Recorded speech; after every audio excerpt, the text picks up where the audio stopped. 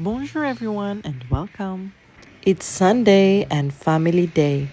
Pina-priority talaga namin mag-Family Day kasi pinoprofit namin ang summer.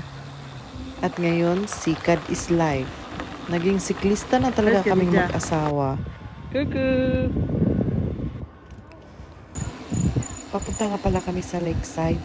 Maghahanap ng restaurant na pag-aalmusalan namin. Siyempre, kukuha muna tayo ng mga video para ipang-post natin sa social media, di ba? Ha, Charis! Bakit nga ba lagi ko tinatawag si Charis? At dito na nga kami nag-stop over para mag-breakfast. Dari, oh, okay ra po. Try to catch your nose, Mom. Hey, Juice. Juice. We can put it here. Gotcha. Tapos na kami mag-breakfast. Siyempre, hindi kompleto ang paggagala namin kung hindi kami makapagtampisaw dito sa lake. Kaya sobrang excited ng mga kids at nakalimutan ko. Hindi nga pala ako nagdala ng mga extra clothes kaya discarte na lang. O ayan, nag-collect na siya ng mga shells. Maraming salamat pala sa aking mga subscribers at mga nanonood ng aking mga videos. Come your dress? Oh. I will take it. At tapos na rin kaming magtampisaw, kaya eto na nga, akala ko uuwi na kami. Bigla namang sinabi ni Daddy na pupunta daw kami sa ibang lugar, kaya bumili na nga ako ng lunch.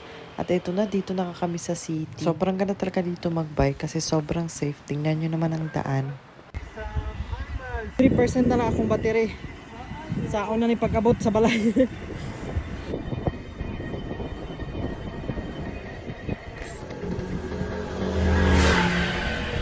%19 na lang. Pagkakusta ni Idol ay! Dol! Pinautumikol! Ako hapit na makuyapan ako mga anak-nak daw na pus kakapoy kay layo na kayo mig na abtan.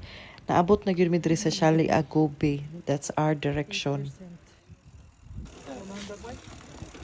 Yan, dito tas lang. Grabe, worth it lahat ng pagod guys. Pero ang problema ngayon ang pag-uwi kasi naubos na ng aking battery. Electric bike ang gamit namin pero syempre naubos pa rin kasi nga ang layo ng aming pinuntahan. At umalis akong hindi naka full charge, taga Merice. Mamaya ko na nga lang yun isipin. Kaya ito, pina-enjoy ko muna sila ate maghanap ng mga butterflies.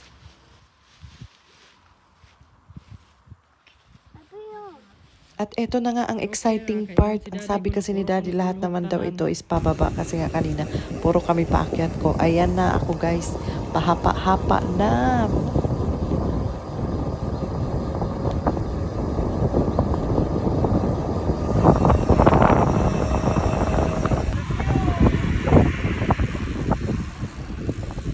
Nakarating naman kami sa bahay ng safe and sound at maraming na-burn na calories. Maraming salamat. Ciao!